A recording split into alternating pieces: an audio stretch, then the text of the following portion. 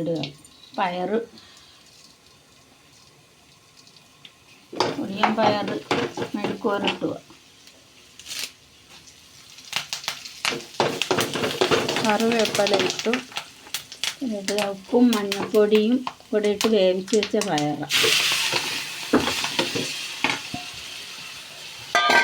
ഇളക്കി അതൊന്ന് ജോയിൻ ചെയ്യുക. പയർ മെഴുക്കുവരട്ടി ഇവിടെ റെഡിയാവും. സബ്സ്ക്രൈബ് ചെയ്യുക, ലൈക്ക് ചെയ്യുക, ഷെയർ ചെയ്യുക. വീഡിയോ ഇഷ്ടപ്പെട്ടാൽ എന്തെങ്കിലും അഭിപ്രായം ഉണ്ടെങ്കിൽ അറിയിക്കുക. ഞങ്ങളുടെ വീഡിയോ ഇഷ്ടപ്പെടുമെന്ന് ഞങ്ങൾ കരുതുന്നു.